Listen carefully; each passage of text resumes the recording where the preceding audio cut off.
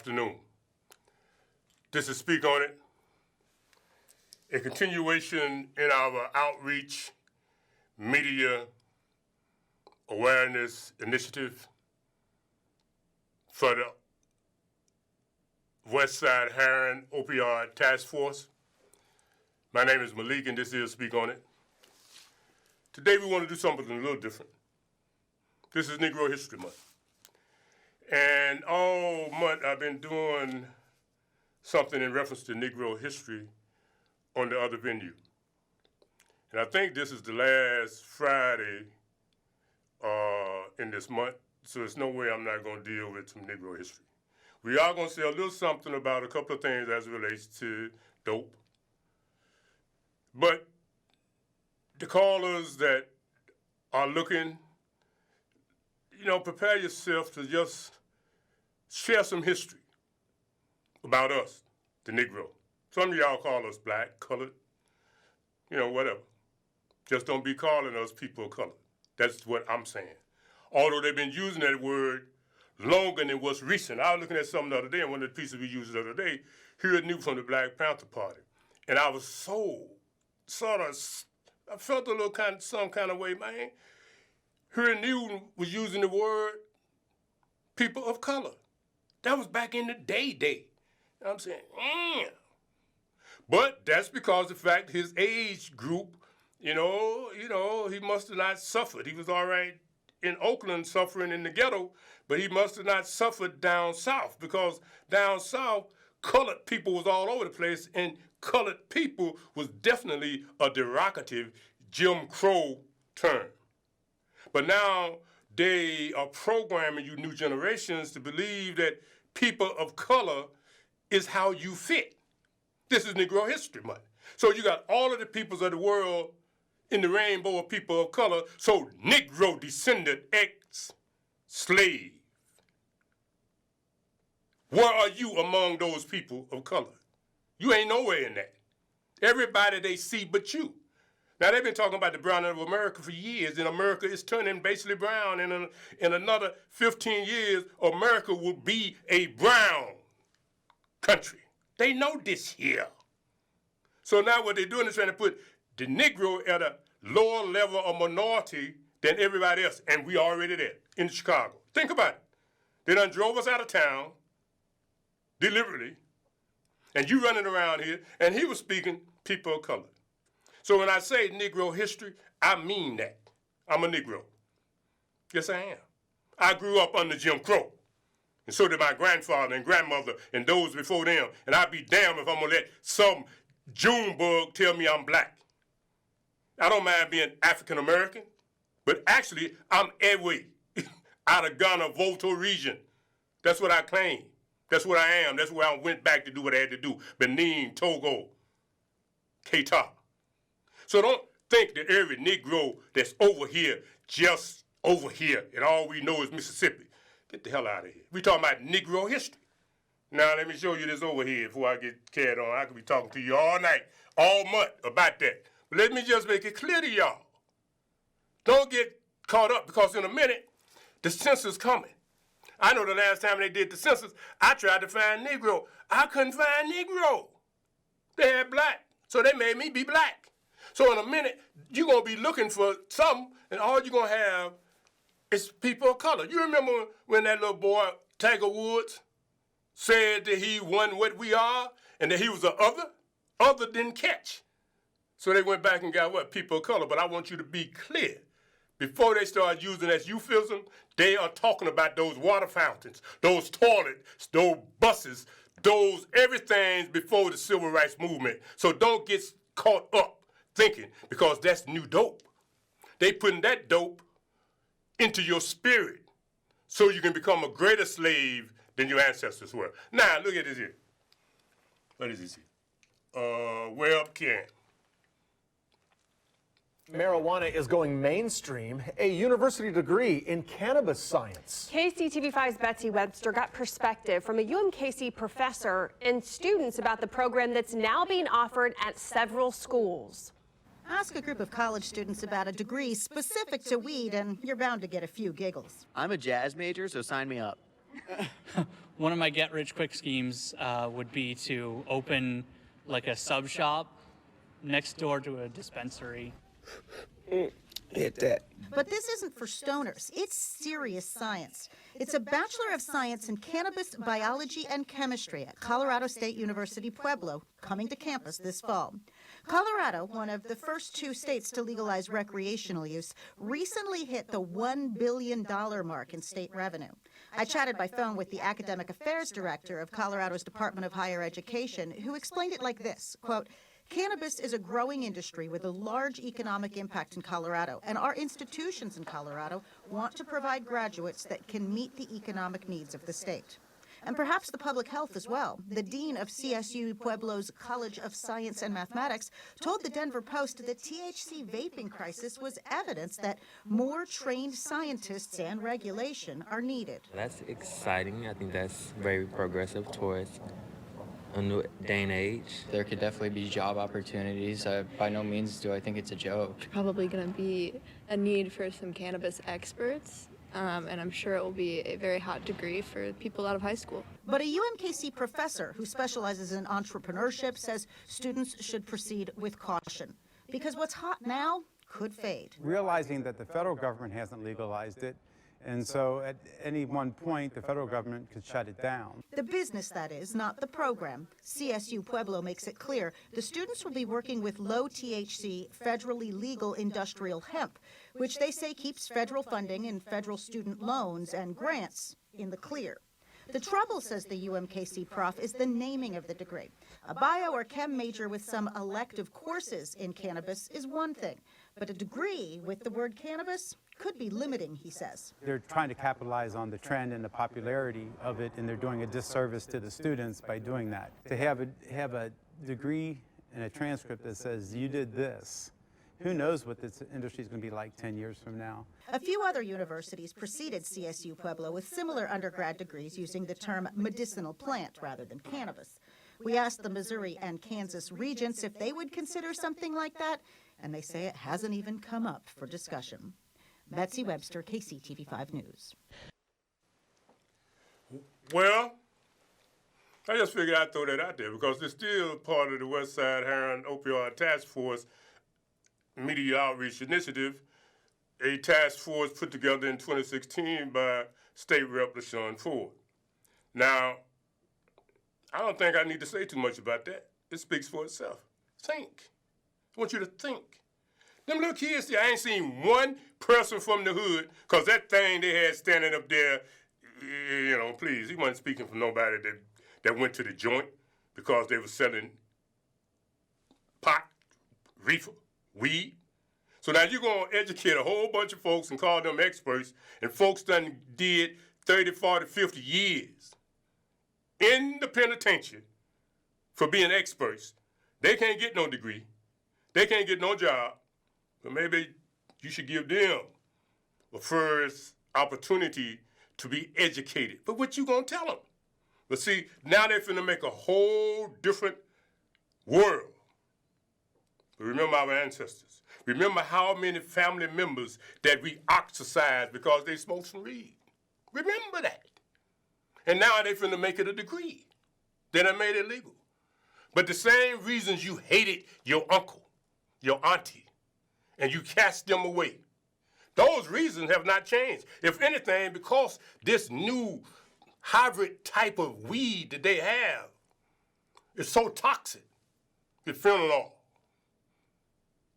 all type of other deadly substances, you in a worse situation now than you were back in the day. But now somebody told you it's okay, the politician. And the sorry behind preachers that don't even believe in the Lord done changed their whole sermon and said amen. No, it ain't no amen. Because now you see how they're exploiting you? One state done made billions. Illinois done made millions, and they just got started. And they're going to make billions. And now they're going to make degrees. The question is, how many of those victims, how many of those ancestors, descendants, will have an opportunity to benefit from that? Now I hope y'all can see this word here. Ancestors, endured more than we'll ever know because of what? Racism and Jim Crow. Yeah, I figured I'd put that in your face. Ancestors endured more than we'll ever know because of racism and Jim Crow. Now see, when y'all start playing these little silly games and thinking you can turn reefer and other type of dope, mushrooms and stuff, into a legal economical windfall, that's y'all business. But those of us that are Negroes, those of us that know better, those of us that grew up under Jim Crow, we know that our people paid a hell of a price. And some of them lost everything because this thing that you all are using now as your financial windfall is what destroyed families and lives. And then we walking around like that little thing you just saw standing up there talking. I don't even know where they got him from. It from. And I don't mean no harm. But he definitely is not somebody to be talking to nobody in the hood about nothing being nothing, because he wasn't smoking no reefer. Not enough. And he damn sure wasn't going to the penitentiary if he got caught. Come on now. Don't play with me. What we got to do is realize and honor the fact Negro History Month, they won't even let you teach it. They won't let black people teach it in no school. And in some schools, they done outlawed it, period. Do you understand me? But here it is. Look at that bus. That's one of the biggest problems that ever happened to Negroes. When they started letting Negroes ride the bus to white folks' schools. Then Negroes lost their identity. They lost all of the values and principles and morals and the consciousness of who we are. And then when some little fake politician leaders start telling you you was an Afro something, you was a black something, then you really got confused. And now here they are resurrecting a bastardized word, people of color. Come on, man. Don't give it up that easy. Ain't no such thing of a Negro being part of people of color. People of color mean hybrid. People of color mean all of those others that have melted into the pot of America. But it don't mean descendants of slaves, you all. Stop being stupid. You ought to have enough damn sense, excuse the expression. You ought to have enough sense to know you cannot be people of color. People of color is inclusive of everything but you. Anything is a person of color but the Negro. So unless you claim who you are about to lose that completely in the browning of America. So that's why they got you talking about black and brown. But in a minute, they know it's going to be more brown people in America than black people. You understand? That's the game they playing. But they want you to think that everything going to be closer to the Hispanic type. And then these little hybrid mixed kids. But those kids, mulattoes, ain't nothing new. Trump's sitting here trying to keep the Hispanics out of America. Dude, you crazy as hell. They was here when you got here, when your ancestors got here. The so-called, whatever you want to call them, they was already here. Them peoples in Mexico was here before any of y'all got here. Now, we was already here before they got here. We was here before the Indian got here. Y'all thought we only got here on Jesus, that daggone slave ship. No, we beat that doggone Mayflower here by many, many years. And I'm telling you, in doing Negro History Month, you just need to understand the dope that we've been fed was deliberate dope.